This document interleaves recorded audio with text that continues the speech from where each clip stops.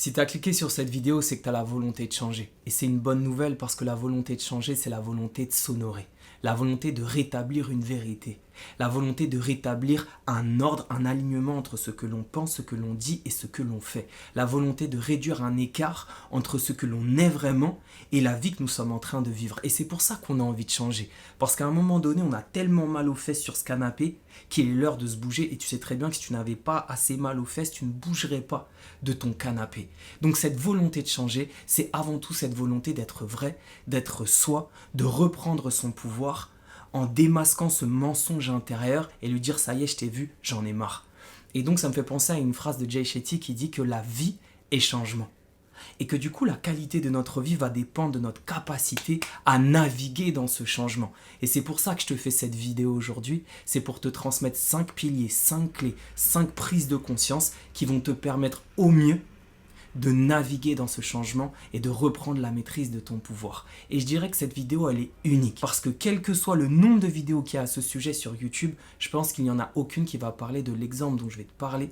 Parce que c'est l'exemple d'un ami qui s'appelle Yino, qui est d'origine colombienne et qui a grandi en Hollande et qui, depuis sa plus grande blessure, a créé son plus grand projet qui impacte le monde aujourd'hui. Et le but d'alimenter le projet de Yino avec les 5 piliers dont je vais te parler, c'est pour que ça fasse écho dans notre vie.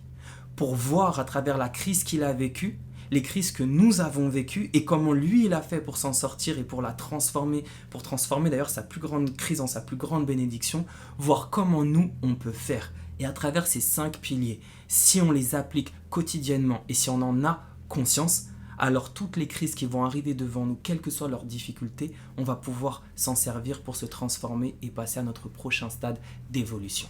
C'est parti. Donc je vais d'abord te parler de l'histoire de Yino, parce que c'est de par son histoire qu'on va pouvoir ensuite voir les 5 piliers.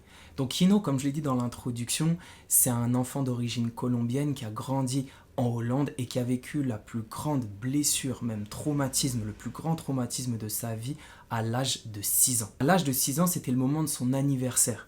Le moment peut-être, je pense, quand tu as cet âge-là, où c'est le moment le plus important de ta vie. C'est le moment que tu ne peux pas louper. C'est le moment où tu as espoir de voir des gens que tu aimes. C'est le moment où il attendait que sa mère et que son père soient là pour fêter son anniversaire, sauf que son père n'est jamais revenu. À ce moment-là, ça l'a détruit. Et quand il me raconte l'histoire, tu peux ressentir à quel point l'abandon qu'il a ressenti est grand. Mais sauf que quand tu te fais abandonner par ton père, qui est peut-être la figure que tu aimes le plus, une figure de force, de pouvoir et de protection, du coup tu te dis mais il est où mon pouvoir? Elle est où ma force si mon père n'est plus là? Comment je peux être protégé si mon père n'est plus là? Et comment je peux être digne d'amour, de présence si mon père n'est plus là? Et à quoi ça me sert en fait d'être un bon gars dans la vie, d'être ordonné, d'être aligné, de faire des belles choses si mon père que je voyais comme exemple est parti?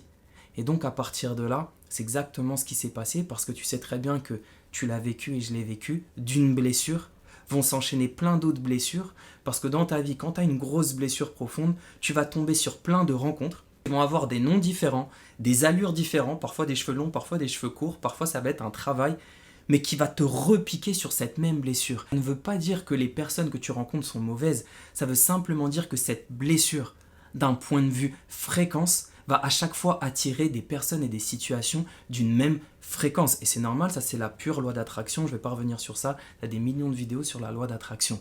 Mais l'idée c'est que cette blessure va te connecter à des choses, des événements et des situations d'une même fréquence qui vont réouvrir cette blessure et qui vont piquer cette blessure. Et c'est exactement ce qui lui est arrivé, parce que dans sa vie il a enchaîné tellement de moments douloureux qui lui ont rappelé cette douleur d'abandon qu'il a fini à traîner dans la rue, à faire toutes les choses qui peuvent se faire dans la rue, et du coup à partir de chez lui et à être accueilli de foyer en foyer avec une seule idée en tête. Peut-être un jour, retrouver mon père. C'est ce qu'il m'a dit, c'est ce qu'il m'a partagé, et c'est très très touchant parce que durant tout son parcours de vie, son idée elle est tellement forte qu'à un moment donné dans sa vingtaine, quand il arrive à avoir 2000 € de côté, il se dit qu'est-ce que je peux faire avec ces 2000 €, faut que j'aille chercher mon père, il commence à faire une sorte d'enquête, enfin c'est pas une sorte d'enquête, il enquête et il arrive à savoir que son père était bien sûr retourné en Colombie, enfin je dis bien sûr, c'est pas aussi évident, mais il arrive à savoir que son père est retourné en Colombie à Medellín. Et donc il se dit, ok, avec ce peu d'argent, je vais prendre le billet, je vais aller là-bas, je vais retrouver mon père. Il arrive en janvier, entre le 10 et le 20 janvier, je n'ai plus exactement la date, mais ce qui est sûr, c'est que quand il arrive pour aller retrouver son père par rapport aux pistes qu'il avait eues, les mêmes personnes qui lui ont dit où était son père, là lui ont dit, je suis désolé, ils l'ont tué. Donc à ce moment-là de sa vie, le gars il arrive après toutes ces années sur la terre de son père pour le retrouver et on lui annonce qu'en fait, finalement, la dernière fois qu'il a vu son père, c'était à 6 ans. Donc, comment tu survis à ça? Comment tu te relèves de ça? C'est-à-dire que là, la crise, elle est passée à un stade ultime. À ce moment-là, je lui dis, mais tu fais quoi? Qu'est-ce que tu as fait à ce moment-là? Là, il me dit, Maxime, alors c'est stylé, il me le dit avec son accent colombien de Medellín, l'accent paisa, comme on dit, qui est très stylé. Pour moi, c'est le plus bel accent au monde en espagnol. Et il me dit, bah écoute, je me suis mis à aller dans les quartiers les plus pauvres de Medellín. Et en marchant dans les quartiers les plus pauvres de Medellín, j'ai tout vu. J'ai vu une joie que je n'avais jamais vue chez les enfants. Mais j'ai vu une pauvreté que je n'avais jamais vue non plus chez les enfants, chez ces familles. J'ai vu une tranquillité que je n'avais jamais vue, que je ne connaissais pas dans les rues d'Amsterdam où ça part dans tous les sens. Mais en même temps, j'ai vu toute la violence et cette dictature du narcotrafic dans les rues. Et je lui dis, mais alors t'as fait quoi en te baladant dans ces rues? Qu'est-ce que tu t'es dit? Et là, il me dit, à partir de ce moment-là, je me suis dit que j'allais vivre ici, que j'allais rester ici. Et tous mes potes d'Amsterdam, de Hollande me disaient, mais t'es un fou, tu vas jamais rester là-bas. De toute façon, c'est sûr que tu vas rentrer. Et je suis jamais rentré. Je me suis mis à trouver un endroit où c'était l'endroit le plus pauvre, dans le quartier le plus pauvre de Medellín, et donc dans l'un des quartiers les plus pauvres et les plus dangereux du monde, où le loyer était qu'à 100 euros. Et pour 100 euros par mois, il s'est dit qu'avec l'argent qu'il avait de côté, il allait pouvoir vivre là et en plus trouver un petit job, chose qu'il a faite, pour pouvoir continuer de vivre et de manger et de vivre sa vie. Et en vivant dans cet endroit-là, il m'a dit, tu sais, c'est dingue, parce que j'ai tout lâché, j'avais plus rien et j'ai jamais vécu aussi bien de ma vie. Et je lui dis, mais pourquoi? Explique-moi, en plus tu reviens de cette douleur, t'as perdu ton père, qu'est-ce qui t'est arrivé? Et là, il me dit, en fait, en voyant tous ces enfants, je me suis dit que je comprenais leur douleur, que je comprenais leur désespoir, que je pouvais comprendre leur horreur qu'ils vivaient au quotidien ou qu'ils ont pu vivre par rapport à un père, une mère qui est parti et le fait de se débrouiller tout seul dans la rue. Et finalement, même si j'ai grandi en Hollande et que je n'ai pas grandi comme eux dans ces quartiers de Medellín, je les comprends tellement que je peux faire quelque chose pour eux. Si moi, le jour de mon anniversaire a été la plus grande blessure de ma vie parce que ça devait être le jour le plus important et que ça a été finalement le jour le plus triste, alors je peux faire en sorte que ce soit le plus beau jour de leur vie à tous ces enfants-là que je vais croiser. Donc tu sais ce qu'il s'est mis à faire? Il s'est mis à créer une association qui s'appelle Niños del Futuro, qui veut dire les enfants du futur, à travers laquelle il s'est mis à construire toutes sortes d'activités pour permettre à tous ces enfants du quartier de venir et de se connecter à quelque chose qui peut porter leur avenir. Donc par exemple, il a créé une maison de quartier et dans cette maison de quartier, il va apprendre le métier de cuistot, le métier de barbeur pour couper les cheveux, de coiffeur et plein de petits métiers comme ça avec des jeux, des activités, des jeux de société, bien sûr du sport pour constamment faire en sorte que les jeunes des quartiers se connectent à quelque chose de plus grand que la misère qu'ils vivent au quotidien pour leur donner un espoir. Il fait intervenir des intervenants justement sur plein de disciplines et de domaines différents pour apporter de la connaissance, de la culture, de l'éducation et aussi des vêtements. Donc il apporte beaucoup, il adore s'habiller, il s'habille super bien, il est hyper stylé. L'une des plus belles vidéos qu'il m'a montré, c'est notamment une vidéo où on voit une fille du quartier, c'est son anniversaire. Donc les gars de l'association lui bandent les yeux et la guident comme ça dans le quartier. Et en fait, elle le sait pas. Et quand elle ouvre la porte de la maison de quartier, il y a tout le monde qui est là pour lui fêter son anniversaire. Et tu vois la vidéo, tu vois la petite en larmes, tu vois tout le monde se sauter dans les bras. Et dans cette vidéo, il fait un voice-over où justement il dit, vous voyez, le jour de notre anniversaire, pour beaucoup d'enfants dans le monde, c'est le plus beau jour de leur vie. Et pour beaucoup d'autres enfants dans le monde, c'est peut-être aussi l'un des jours les plus traumatisants de leur vie. Aujourd'hui, on a fait en sorte que cette fille se rappelle que l'amour existe le jour de son anniversaire. Et en fait, quand tu vois cette vidéo, ça te prend tellement aux tripes que tu te dis, putain, mais le gars, ça y est, il a réussi. c'est quoi finalement la définition de la réussite si ce n'est que donner un sens à ta blessure, à ta vie, en apportant du sens dans la vie des autres, c'est-à-dire de la valeur à travers quelque chose que tu aimes. Et cette association, c'est incroyable. En 2 ans, il est passé à presque, je crois qu'il est pas loin de 15 000 abonnés à l'heure où je parle là. Et surtout, du coup, vu que c'est quelqu'un qui vient de Hollande et du coup d'Europe, avec un réseau d'Europe, et bah simplement avec toutes les vidéos qu'il fait et avec le lien qu'il a dans sa bio, fait que tout le monde peut apporter de l'argent, apporter une subvention, se mettre à agir dans cette association-là, dont je fais partie, où je suis en train d'agir aussi pour cette association. J'en ai profité, c'est comme ça que je l'ai découvert et qu'on s'est mis à parler. Et en fait, c'est exceptionnel parce que du coup, il s'est mis à créer des choses extraordinaires pour ses enfants, mais aussi pour le monde, parce qu'il y a toutes les personnes de tous ces pays d'Europe qui participent à cette association, qui trouvent du sens aussi là-dedans par rapport au fait d'aider ses enfants, etc. Il a encore plein de projets pour monter tout ça. Bref, ce qui est exceptionnel, c'est qu'aujourd'hui, quand je l'ai eu au téléphone l'autre jour, la semaine dernière, il y a 2 semaines, et il m'a dit, tu sais, c'est incroyable parce que j'ai retrouvé une vidéo, Maxime, de moi quand j'étais dans un foyer où je parle avec mon éducateur et regarde ce que je dis dedans. Dans la vidéo, il parle avec son éducateur et il dit, ce serait pas incroyable si un jour je sors de là et qu'on sort tous de là et qu'on se mette à faire quelque chose pour des enfants comme nous qui ont souffert, qui ont vécu les mêmes galères que nous, et on les aide à pas passer par les mêmes galères que nous. Ce serait pas un truc incroyable? Et il dit ça à son éducateur. Et tu vois, il est tout petit, il est tout jeune, il a encore, je sais pas, il a une phase de, je sais pas s'il doit avoir 17, 18 ans.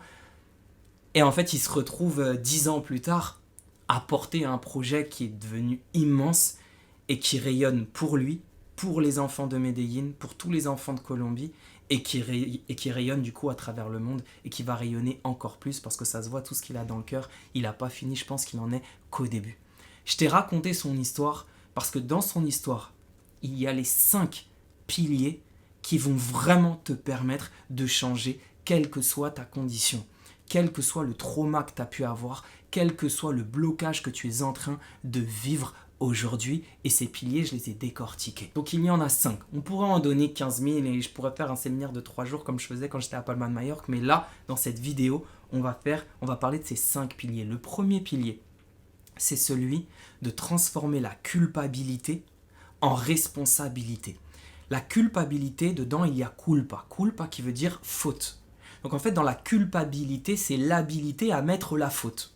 Donc l'habilité à rejeter la faute sur l'autre, ou l'habilité à rejeter la faute sur soi. Mais tu as remarqué qu'à chaque fois que tu rejettes la faute sur quelqu'un d'autre ou sur quelqu'un, c'est un peu comme si tu te nourrissais de ton propre poison et ça ne change rien. Donc cette culpabilité, elle va t'enterrer. Passer de la culpabilité à la responsabilité, qu'est-ce que veut dire le mot responsable? Responsable, ça vient de response et de able, du latin able qui veut dire la capacité de. Response, répondre. Donc responsable, c'est la capacité de répondre. Donc tu vas passer de la capacité à te rejeter la faute ou à rejeter la faute sur autrui, à la capacité de répondre aux problèmes que tu es en train d'affronter. Ce n'est plus la même énergie, ce n'est plus la même force, ce n'est plus le même pouvoir qu'il y a en toi entre rejeter la faute et avoir la capacité de répondre. Mais là, tu vas me dire, ok, c'est mignon avec tes mots là, mais comment tu fais pour passer de la culpabilité à la capacité de répondre? C'est justement ce qu'on va voir dans les piliers d'après. Mais déjà, pour introduire cette solution à cette question, comment tu passes de la culpabilité à la responsabilité? Eh bien déjà en changeant ta perception de la chose. C'est-à-dire que, ok, je me sens mal et je crois que c'est à cause de l'autre. Ou alors c'est peut-être parce que moi j'ai foiré. Ou alors les deux. Bref, tu broies du noir. Là tu vas te dire, mais attends, ce qui arrive là, aujourd'hui, cette crise qui est là, envers moi, en fait en quoi elle est là pour moi? Qu'est-ce que je peux faire de cette crise maintenant pour donner un sens à ce que je suis en train de vivre et à l'ensemble de mon existence? Parce que tu as changé la question, tu changes le type de réponse, et cette nouvelle réponse va te donner une nouvelle énergie et donc un nouveau pouvoir. Et rappelle-toi que la volonté de changer, c'est la volonté de s'honorer, comme on l'a dit, et la volonté de s'honorer, c'est la volonté de rétablir notre vérité, de rétablir un ordre, et donc de reprendre notre pouvoir. Donc déjà, il y a une clé, dans ce pilier numéro 1 qui est de passer de la culpabilité à la responsabilité, c'est de reprendre ton pouvoir par l'art du questionnement qui va te permettre de changer de perception. Et rappelle-toi qu'il y a tout écrit dans le mot percevoir, soit tu perds, soit tu perces. en fonction de ta manière de voir. Donc, si tu vois en quoi la vie c'est de la merde, tu vivras une vie de merde. Mais si tu vois en quoi cette merde détient à l'intérieur ton or, et que tu as par la force de volonté, par ton libre arbitre, la capacité d'aller chercher ton or et d'en donner un sens pour servir le monde et quelque chose de plus grand que toi à travers quelque chose que tu aimes, là tu changes tout. Et là, tu passes de faute à pouvoir. Mais en fait, ce qui m'arrive, c'est ma force. Oui, ça m'a détruit, mais c'est ce qui m'a bâti. Oui, c'est ce qui m'a laissé au sol, mais c'est parce que j'étais au sol que je me suis relevé. Et le fait de me relever toutes ces fois-là, j'ai développé un pouvoir, une force, une capacité. Donc en fait, c'est changer le scénario. L'histoire, elle est la même, mais quel scénario tu donnes à l'histoire? Donc si toi, tu vois que tu es le scénariste de ta vie, et que tu vois tout ce qui s'est passé avant, imagine que tu regardes un film. Quel film t'aimerais voir? Déjà, on ne veut pas voir un film où le mec, il lui est rien arrivé. Où tout a été facile pour cette personne-là, ce ne serait pas un héros. La capacité du héros, c'est la capacité de transcender ces étapes d'ombre pour trouver à l'intérieur de cette ombre cette lumière qu'il va porter au monde. Et c'est comme ça qu'il va rayonner. Ce n'est pas quelqu'un qui est passé du rayon au rayon. Non. Parce que s'il n'y avait que de la lumière, ce serait quoi la lumière? On ne la verrait même pas. Pourquoi il y a autant de gens sur les terrasses à Paris quand il y a un rayon de soleil? Parce qu'il n'y en a jamais. Donc, on reconnaît la valeur de cette lumière parce qu'il y en a peu. Et donc, c'est quand tu as broyé ton noir qui, comme un chercheur d'or, qui essaye de broyer la terre, j'ai même pas le verbe, mince, mais qui essaye de battre la terre, ou j'ai plus le verbe, bref, mais qui cherche dans cette terre, il broie en quelque sorte la terre pour trouver son or. C'est pareil, et c'est comme ça que tu passes de la culpabilité à la responsabilité. Et donc, ça nous fait une transition sur le deuxième pilier. Le deuxième pilier qui est fondamental et qui est à la base de tout, c'est celui d'identifier la blessure que cette crise que tu es en train de vivre réveille en toi. Cette crise avec cette personne, qu'est-ce que ça réveille comme blessure? Cette situation, qu'est-ce qu'elle réveille comme blessure? Est-ce que cette personne, cette situation ou ce travail ou ce moment-là dans cette famille avec ton père, ta mère, ta sœur ou ton meilleur ami, est-ce que ça a réveillé une blessure d'abandon, de rejet, de trahison, d'humiliation, de dévalorisation? Peut-être toutes ces choses à la fois. Identifie bien ce que ça réveille comme blessure. Pourquoi? Parce qu'une fois que tu as identifié quelle est la blessure la plus profonde, prenons le cas de Yino qui est l'abandon. Une fois que tu as identifié la blessure la plus profonde, tu vas pouvoir revenir au moment de cette blessure, au moment où ça s'est passé, pour justement passer au troisième pilier qui est transformer cette blessure en blessing. Blessing qui veut dire bénédiction en anglais, parce que dans blessure il y a le mot bless. Comme si finalement il y avait un secret de jeu. Comme si finalement il y avait un secret de mots qui voulait nous indiquer que dans notre plus grande blessure se trouve notre plus grande bénédiction. Et donc, comment tu vas faire ça? Eh bien justement en faisant comme ce qu'on a dit juste avant, comme ce qu'a fait Yino, c'est-à-dire en voyant dans cette douleur, qu'est-ce qu'elle t'a apporté? Qu'est-ce que cette douleur a forgé en toi? Qu'est-ce qu'elle t'a permis de développer comme capacité? Un exemple. Quand tu regardes la vie de Yino et que tu te dis que c'est quelqu'un qui a vécu dans l'abandon, qu'est-ce que ça lui a permis de développer? Eh bien la capacité de se trouver lui-même. Il a vécu sans père, sans ordre. Ça veut dire que c'est devenu son propre père, qu'il a développé la capacité d'apporter son propre ordre à l'intérieur de lui. Ça veut dire de vivre selon sa ligne de conduite et ça veut dire d'être libre. Alors oui, il y a plein de douleurs là-dedans, mais ça on les connaît déjà ces douleurs. Le but de cette vidéo c'est de te montrer comment en fait de ces douleurs, il en a pu trouver sa plus grande bénédiction. Donc finalement, oui, cette blessure, cette douleur, elle est réelle. On ne parle pas de pensée positive. Parfois on est tellement positif qu'en fait on occulte toute cette douleur qui est en train de gronder là comme un gremlins, comme 10 000 gremlins dans un placard. Comme un dragon, comme quelque chose qui a envie de tout brûler. Au bout d'un moment, ça te saute à la figure parce que tu as été trop positif et tu n'as pas travaillé le problème. Tu as fait plein de séances, de séminaires, tu as lu plein de bouquins, tu essayes d'être droit, de tenir tes routines, mais si tu ne vas pas transcender le centre du problème, tu ne t'en sortiras jamais. Et donc en fait, la clé, c'est d'aller voir cette douleur. Qu'est-ce qu'elle t'a apporté? La souffrance est réelle. Elle est là et elle nous change. Mais maintenant, quand on en est conscient, quand on a mis le point sur l'origine de cette blessure, à nous de décider par notre libre arbitre, par notre pouvoir de volonté, comment cette souffrance va nous changer. La souffrance est arrivée. On ne pouvait pas faire grand-chose par rapport à ça. Mais qu'est-ce qu'on va en faire? Et quel sens on va donner à notre destinée? Elle est là la clé. Qu'est-ce que je vais m'apporter de par cette souffrance? Qu'est-ce que j'ai développé depuis cette souffrance? Et comment je peux apporter ce sens que je me suis trouvé dans la vie de quelqu'un d'autre à travers ce que j'aime grâce à cette souffrance? Et là, ça change tout. Tu donnes un sens à cette souffrance, tu es déjà en train de la guérir. Tu n'es pas en train de l'esquiver, tu n'es pas en train de l'oublier. On ne peut pas oublier ce qui nous est arrivé, mais on peut s'en servir pour que, au lieu que ce soit un boulet, ça devienne une arme. Que tu passes de boulet à épée. Que tu passes d'attaché à libérer. Et tout ça va être la somme d'un travail intérieur continu qui va te demander sans cesse de faire ce que l'on est en train de faire, c'est-à-dire de voir ton problème sous un autre angle et de l'actionner ensuite à travers des pas concrets, à travers un projet de vie qui a du sens pour toi. Le 4e pilier maintenant, c'est de mettre cette force et ce sens et cette blessure et tout le travail qu'on a vu dans les piliers précédents au service de plus grand que soi. Et je pense que ça, c'est le pilier le plus important. Parce que tu as remarqué que dans ta vie, même quand tu es au plus bas et que tu te mets au service de plus grand que toi, tu transcendes ta condition. Il y a un exemple que tu m'entendras toujours dire, que j'ai écrit dans mes mails, que j'ai balancé dans d'autres vidéos ou dans d'autres podcasts, dans mes powercasts. C'est l'exemple du fait que si, là, maintenant, tout de suite, je te dis arrête tout ce que tu es en train de faire, arrête cette vidéo et va marcher 10 000 km. Tu ne vas jamais le faire. Non, mais j'ai des rendez-vous, non, mais j'ai ça, non, mais je suis pas préparé, non, mais j'ai rien sur moi, non, mais 10 000 km, mais t'es un fou, je vais jamais marcher 10 000 km, jamais de la vie, jamais de la vie, jamais de la vie. Mais si maintenant je te dis, ok, va marcher ces 10 000 km pour aller sauver la personne que tu aimes le plus au monde, sinon elle va mourir. Ça va devenir ta première priorité. Et cette priorité, qui est plus grande que ta condition, va te permettre de transcender ta condition. Donc c'est pour ça que pour moi, ce pilier, c'est le plus grand, c'est le plus important de tous les piliers pour vraiment changer, pour vraiment avancer, pour vraiment se relever. Parce que des fois, quand tu es au plus bas, tu peux pas penser. Tu peux pas commencer à dire « Oui, alors là, je me sens coupable, maintenant, je vais devenir responsable. Qu'est-ce qu'il a dit, ce mec, dans sa vidéo? Ah oui, blessing, blessure. Ça veut dire quoi déjà en anglais? Ah, j'ai oublié. Bénédiction? Ah oui, ok, d'accord. » Non, tu le fais pas.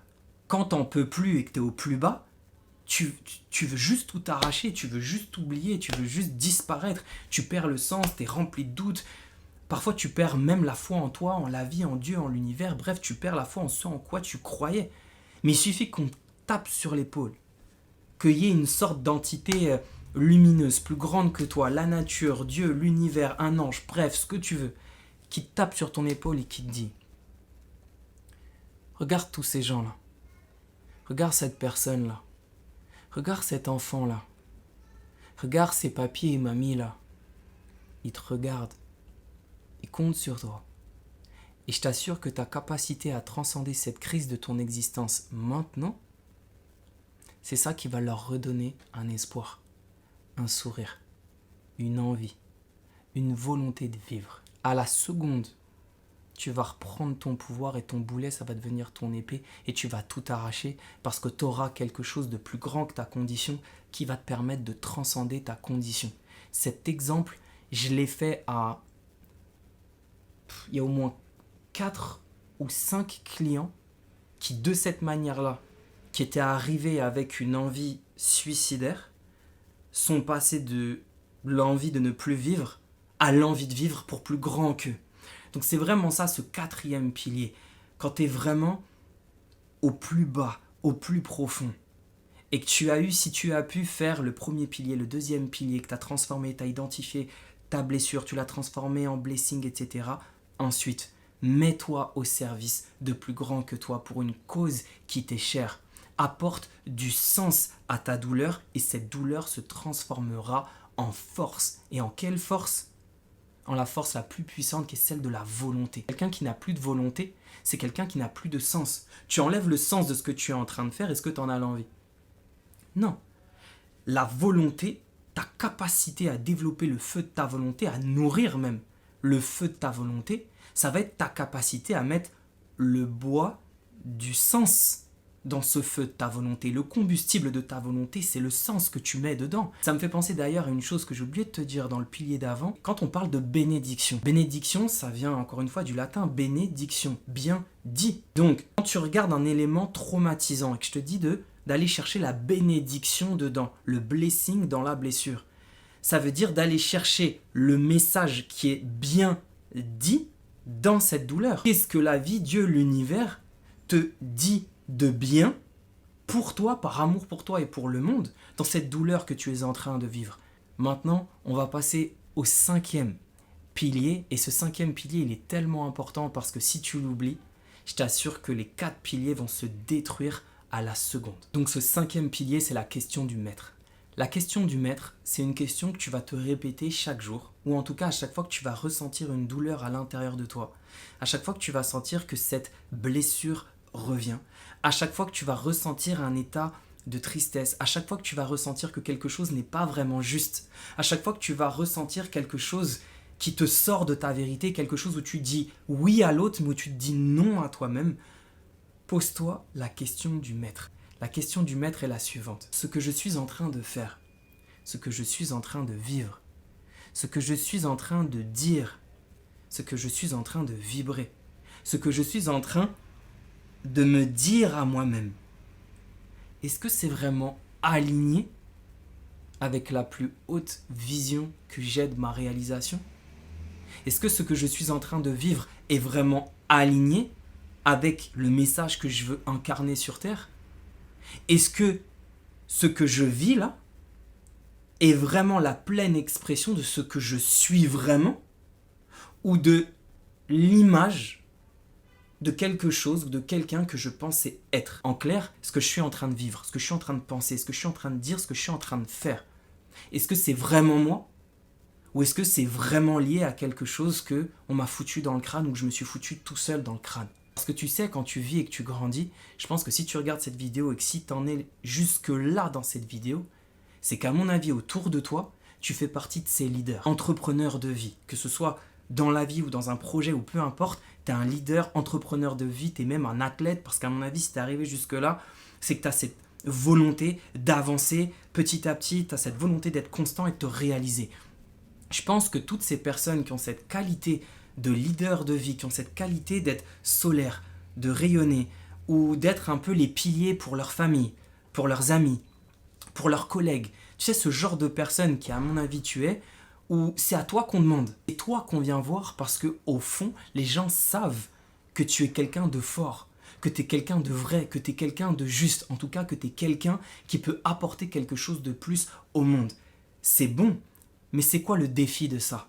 Le défi de ça, c'est que très souvent, on a porté un monde sur nos épaules. On a peut-être porté une famille sur nos épaules. On a peut-être porté un petit frère, une grande sœur. On a peut-être porté l'honneur et la fierté de grands-parents ou d'un père ou d'une mère.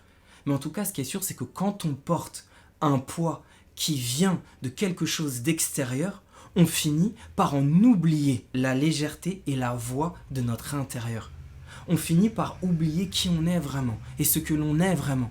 Donc en fait, on finit par agir en croyant que ça va et que c'est bien et qu'on est aligné et qu'on réussit, alors qu'au fond de nous-mêmes, il y a quelque chose qui nous dit que c'est pas vraiment ça, ce n'est pas vraiment nous. La dernière fois, il y a un ami à moi que je considère comme vraiment comme successful, c'est un gars, pour moi, il a une réussite de dingue, qui me dit, Maxime, ça fait 4 ans que je me gâche. Moi, je lui dis, mais comment ça se fait que ça fait 4 ans que tu te gâches si moi, je vois une réussite?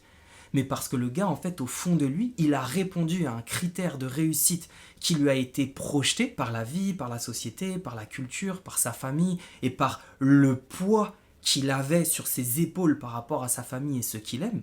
Mais alors qu'en fait, à l'intérieur de lui, c'est une toute autre personne. Quand au fond de toi, t'as tout pour être heureux, mais qu'au fond de toi, tu sens qu'il y a un truc qui sonne faux, c'est qu'il est l'heure de retrouver la justesse de ton être. C'est qu'il est l'heure de réaccorder cette corde de ton mental avec la corde de ton âme, de réduire cet écart entre ce que tu es vraiment et ce que tu vis. Donc la question du maître, elle est là. Ce que je suis en train de vivre, est-ce que c'est vraiment aligné avec ce que je suis? Est-ce que ce que je suis en train de penser, de dire et de faire, est-ce que c'est vraiment aligné avec la plus haute vision de ma réalisation? Et c'est cette capacité que tu auras à te questionner chaque jour, à te recentrer chaque jour, à t'aligner chaque jour, poco a poco, petit à petit, parce que sans le poco, n'espère pas le mucho, sans le petit à petit, n'espère pas le grand, n'espère pas le beaucoup.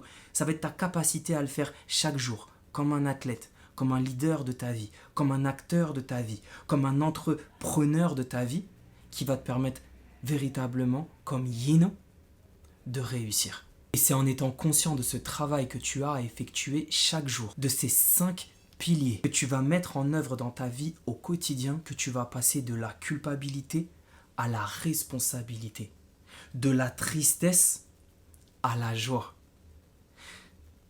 du regret à la grâce, à la gratitude, l'attitude de grâce, du doute à la foi, de la faiblesse à l'amour, au pouvoir de l'amour, au pouvoir de ta volonté, au pouvoir de ta vérité, au pouvoir d'être ce que tu es venu être sur cette terre, au pouvoir de te réaliser. Si ce message a résonné en toi, mets un like, abonne-toi et partage-le à une personne en qui tu crois.